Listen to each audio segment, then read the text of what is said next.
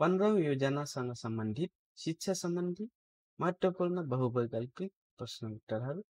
प्रश्न नम्बर 1, 15औं योजनाको अन्त्यसम्ममा 15 वर्ष माथिको साक्षरता प्रतिशत कति पुर्याउने लक्ष्य लिएको छ? यसको सही उत्तर क 90%।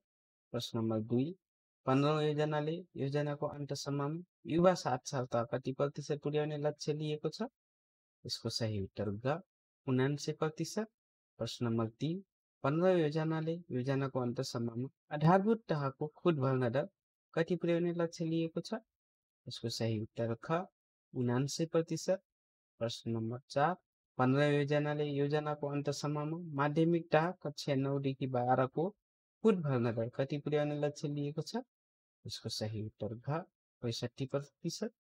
5, 15औं आवधिक योजनाले शिक्षा सम्बन्धी कतिवटा रणनीतिहरू लिएको छ? यसको सही उत्तर ग 14 वटा। प्रश्न नम्बर 6, 15औं आवधिक योजनाले शिक्षा सम्बन्धी कतिवटा उद्देश्यहरू लिएको छ? यसको सही उत्तर क 5 वटा।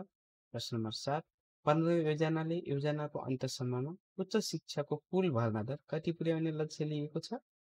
यसको सही उत्तर ग 22%। प्रश्न नम्बर 8, 15औं योजनाले योजनाको अन्तसम्ममा मातृभाषामा पठन पाठन हुने विद्यालयको संख्याको वृद्धि प्रतिशत कति पुर्याउने लक्ष्य लिएको छ? यसको सही उत्तर ख 20%। प्रश्न नम्बर 9, 15औं योजनाले योजनाको अन्तसम्ममा आधारभूत तहमा महिला शिक्षाको अनुपात कति पुर्याउने लक्ष्य लिएको छ? यसको सही उत्तर ख 50%। प्रश्न नम्बर 10, सामाजिक आर्थिक रूपान्तरणका लागि मानव संसाधनको विकास 15औं योजनाको के हो? यसको सही उत्तर क सोच। प्रश्न नम्बर 11, गुणस्तरीय शिक्षा मार्फत सृजनशील, दक्ष, प्रतिस्पर्धी, उत्पादनशील र नवपरिवर्तनशील मानव स्रोतको विकास गर्ने 15औं योजनाको के रहेको छ? यसको सही उत्तर ख लक्ष्य।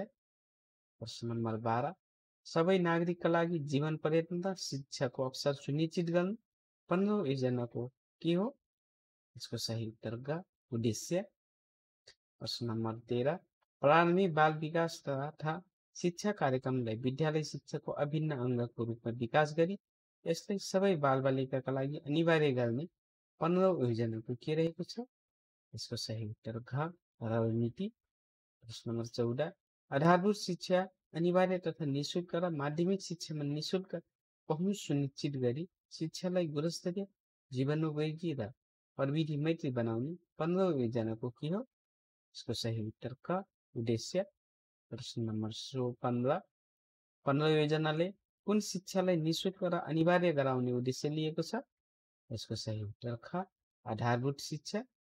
प्रश्न नम्बर 16, 15औं योजनाले प्राविधिक तथा व्यावसायिक सिप विकासमा कसको पहुँच विस्तार गर्ने उद्देश्य लिएको छ? यसको सही उत्तर ग समावेशी र समतामूलक पहुँच। प्रश्न नम्बर 17, विद्यालय शिक्षामा गुणस्तर मापदण्ड र प्रत्यान्न प्रणाली विकास गरी विद्यालयमा समान गुणस्तर कायम गर्ने 15औं आर्थिक योजनाको केमा पर्दछ? यसको सही उत्तर क रणनीति। प्रश्न नम्बर 18, 15औं योजनाको शिक्षा सम्बन्धी उद्देश्य देखाएका मध्ये कुन होइन? यसको सही उत्तर ग संघीय संरचना अनुरूप सबै तहका शैक्षिक सुशासन कायम गर्न। प्रश्न नम्बर 19, चालु पञ्चवर्षीय योजनाले योजनाको अन्तसम्ममा माध्यमिक शिक्षामा अध्ययन गर्ने मध्ये प्राविधिक धारतर्फ अध्ययन गर्ने विद्यार्थीको प्रतिशत कति पुर्याउने लक्ष्य लिएको छ? यसको सही उत्तर घ 30%। प्रश्न नम्बर 20, सामुदायिक विद्यालय शैक्षिक गुणस्तर अभिवृद्धि दशक कुन हो? यसको सही उत्तर ग विक्रम सम्वत 2076 देखि 2085 सम्म। भिडियो कस्तो लाग्यो? मन परेमा लाइक गर्नु र हालसम्म यस च्यानललाई सब्स्क्राइब गर्नुभएको छैन भने सब्स्क्राइब गर्नुहोला र छेउमा रहेको बेल आइकन दबाएर अल नोटिफिकेसन अन गर्नुहोला। त्यसले हाम्रो नयाँ भिडियो आएको तपाईँलाई जानकारी गराउनेछ।